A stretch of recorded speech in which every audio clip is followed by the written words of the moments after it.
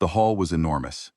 It was the kind of room that made men feel important simply by standing inside it. Tall stone walls stretched toward a ceiling, carved with the faces of old kings. Long tables draped in red cloth ran from one end to the other, loaded with food and candles, and the noise of 100 conversations happening at once. Servants moved quietly between the guests, refilling goblets and keeping their eyes low. Laughter rose and fell like waves. The smell of roasted meat and warm bread filled the air. And at the edge of it all, beside a cold stone pillar near the back of the room, stood Edric. He was not seated, because no one had offered him a seat. He was not eating because no one had set a place for him. He stood with his hands folded behind his back, watching the room the way a man watches weather through a window, calm, patient, and completely aware of everything happening around him. He had been doing this for 8 years, 8 gatherings, 8 nights of standing at the edge while others sat at the center. He was used to it. He did not enjoy it, but he was used to it. The gathering of lords happened once every year.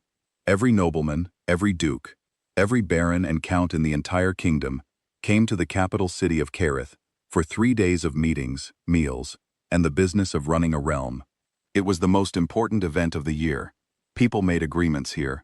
Alliances were formed. Marriages were arranged. Wars were avoided or quietly planned.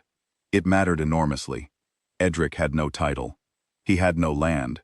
He had no family name that meant anything to anyone in that room. He attended because the law allowed any free citizen of the realm to attend, and he had always been careful to know the law better than the people who thought they owned it. But knowing the law did not earn him a seat at the table. It only earned him the right to stand near the wall and watch others enjoy the seats. Duke Alron Voss stood to make his toast. He was a large man, wide through the shoulders, with thick gray hair and the particular confidence of someone who had never once been told no. He controlled the northern territories, 2 major trade routes, and a private army large enough to make most men careful around him. He raised his goblet, and the room quieted immediately, the way rooms always did around Voss. To another year of strength, Voss said, and his voice carried easily across the hall. To another year of noble blood governing this land, as it always has and always will. The room responded warmly. Goblets were raised. There was a murmur of agreement. Then Voss turned his gaze toward the back of the hall, toward the stone pillar, and his expression changed. A slow smile spread across his face, not a kind smile. The kind that arrived when someone was about to say something they had already enjoyed saying in their head. And here again, Voss said, loud enough for the whole hall to hear, is our loyal guest from the mud. 8 years running, Edric. I almost admire the commitment. It takes a special kind of man to keep returning to a room that has never once wanted him in it. The laughter came immediately. It rolled through the hall like something physical, bouncing off the stone walls and landing hard. Some men laughed openly. Others just smiled behind their goblets. A few young barons nudged each other. One woman near the front table put her hand over her mouth, but her eyes were bright with amusement. Edric did not move. He did not look away. He held Voss's gaze for a moment across the length of the hall, and then he looked slowly to the right, toward the great tapestry on the wall. A massive, ancient piece of fabric that showed the founding of the kingdom. The first Alpha King stood at its center, his face stern and his bearing straight, one hand resting on a plain iron crown. Edric looked at that image for a long moment.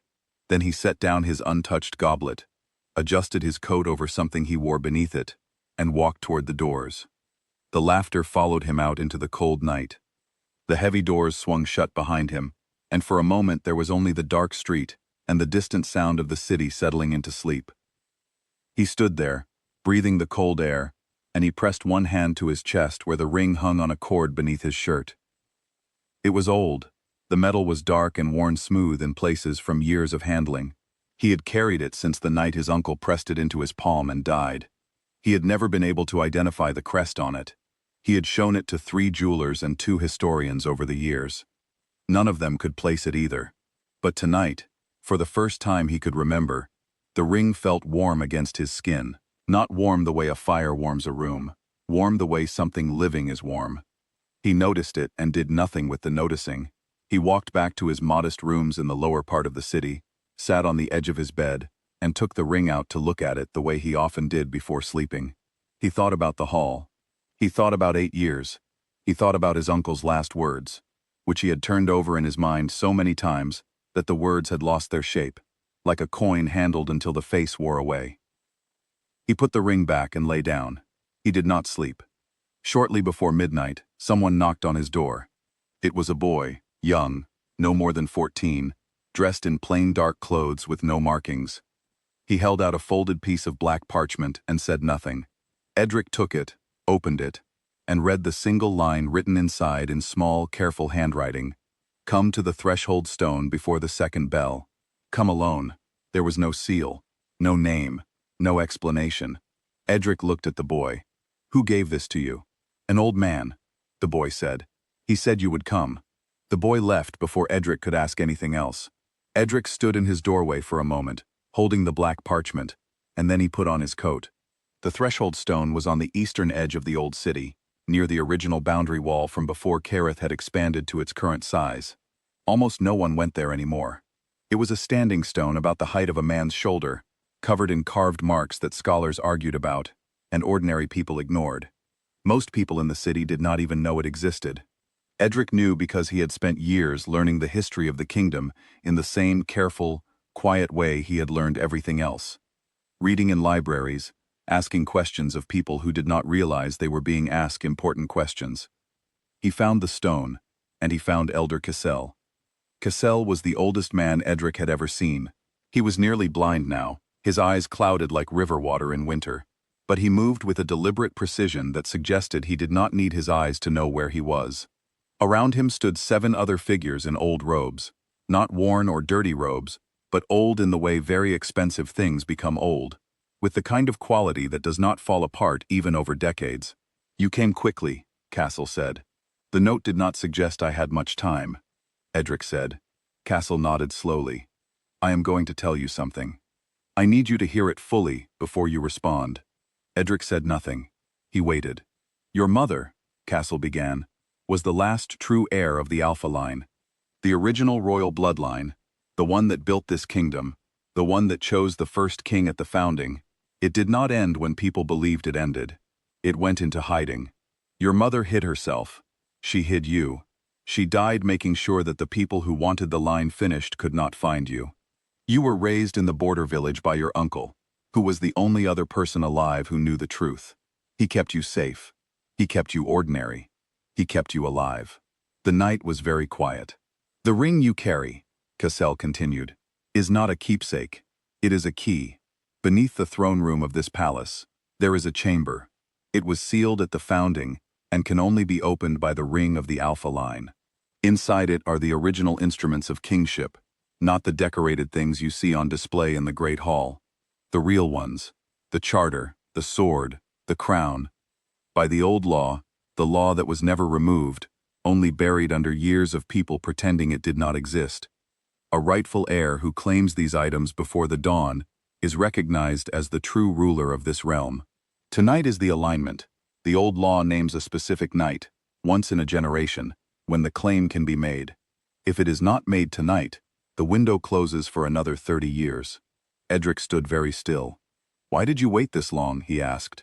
I have been in this city for years. We watched you, Kael said simply. Anyone can hold power when they are given it. We needed to know who you were without it. What you did when people laughed at you. Whether you kept yourself whole. Whether the years of difficulty made you angry in a way that would make you dangerous on a throne. We watched carefully. He paused. You passed every test without knowing you were taking any. Edric was quiet for a moment. Then he said, What do I need to do?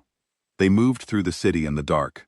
The Order, that is what Kael called them, the surviving members of the original royal order, knew passages through the city and into the palace that no living guard or nobleman was aware of. Tunnels cut into the foundations when the palace was first built, designed exactly for this kind of moment. Edric followed and said nothing, taking in the walls of the tunnels, the weight of the stone above him, the sense that he was walking through something that had waited a very long time for someone to walk through it. They entered the palace through a passage that came up inside a storage room below the eastern wing. From there, Kael led them through a series of corridors that Edric had never seen. Oh, portraits lined the walls. faces of kings and queens that no one in the current court ever talked about, because the current court preferred to think history had started with them. Edric looked at those faces as he passed. He had his uncle's forehead. His mother's eyes were in more than one of those portraits. They descended a long stairway carved directly into the bedrock below the throne room. At the bottom was a door made of a single flat stone.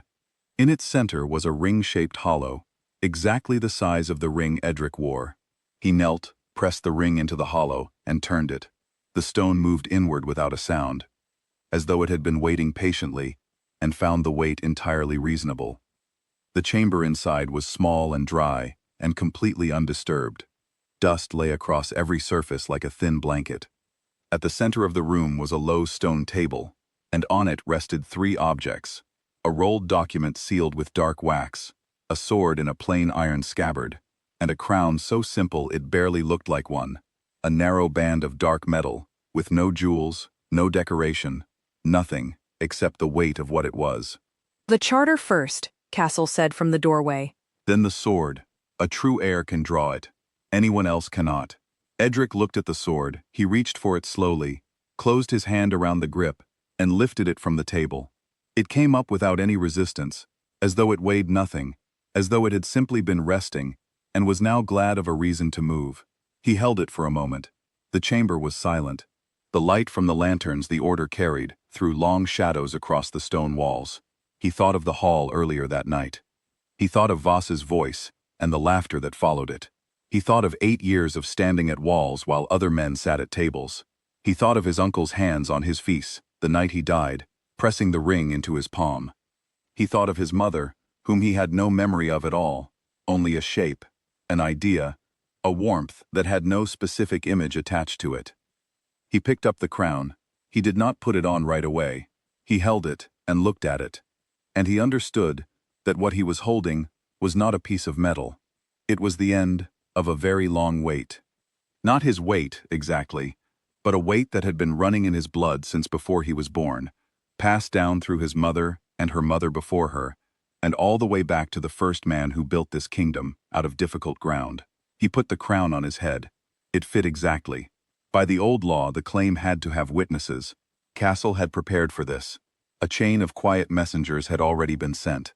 By the time Edric and the order climbed back up to the throne room and took their places, the lords and nobles of the realm, those who were staying in the palace, and those who were in the city's finest inns nearby, were being woken and summoned. They came irritated, confused, half-dressed.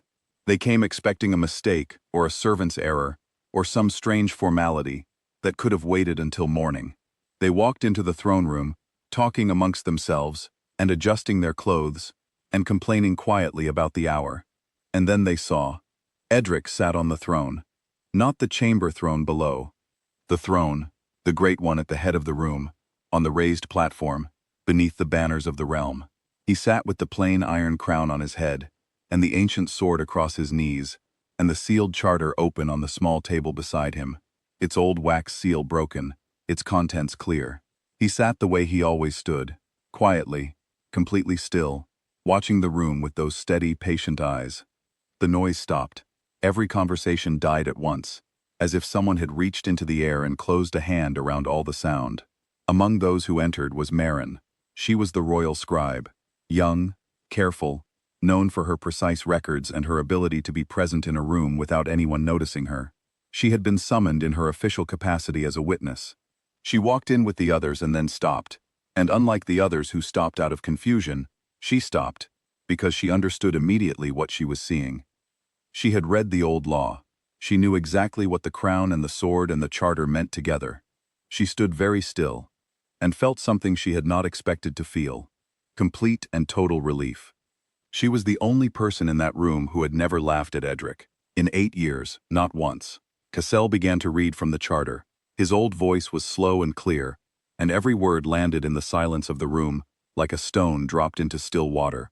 The language was the old formal language of the founding, but its meaning was not difficult to follow. It named the bloodline. It named the conditions. It named the rights. It was, without any question, a legal document of the highest authority in the realm. Older than any of the noble titles in that room by several centuries. A young baron, near the back, began to say something. A nervous attempt at laughter. The same kind that had filled the hall hours earlier. But it came out wrong.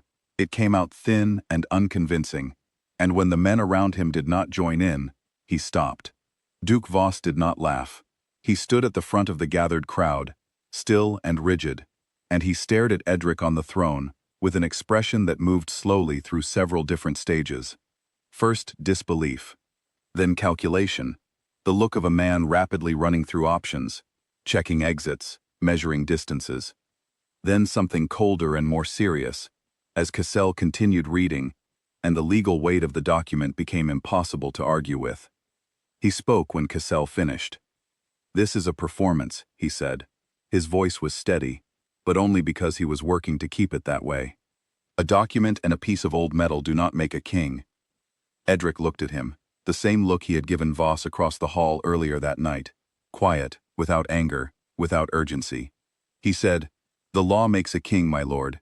You may argue with the law if you wish. I would suggest doing it from a position that is not currently as exposed as yours." He did not raise his voice. He did not need to. The words sat in the room and everyone felt their weight. One of the order members stepped forward and laid additional documents on a side table. Records, seals, authenticated histories that had been gathered and verified over years of careful preparation. Two of the oldest nobles in the room, men who had spent their lives studying the law and the history of the realm, moved forward to examine them. The room watched in silence. The two old men conferred in low voices. Then they both turned and gave a small, formal bow toward the throne. That was the moment it became real for everyone. The room shifted. It was not a dramatic shift. People did not fall to their knees all at once. It happened slowly, the way a building settles when the ground beneath it finally stops moving. First one lord knelt, then another, then three more together, then the ones who had been waiting to see which way things were going, then the ones who were angry but not foolish. The room filled gradually with the sound of people lowering themselves to the floor. Voss was the last one standing. He stood alone in a room of kneeling men and stared at Edric for a long time. His jaw was tight, his hands were still at his sides. And then, slowly, without any grace at all, in the manner of a man doing something that costs him more than he had expected it to, he knelt.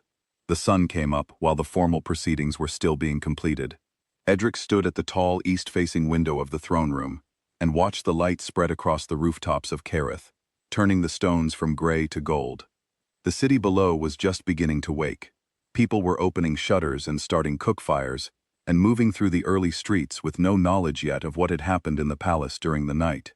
He heard footsteps behind him. He knew without turning that it was Marin. She was the only person who had followed him when he stepped away from the proceedings for a moment, and she was the only person who would approach him as herself, rather than as a subject. "Are you all right?" she asked. He considered the question honestly.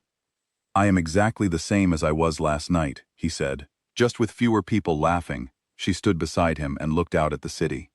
"What do you do now?" "The same thing I have always done," he said. "Pay attention. Work carefully.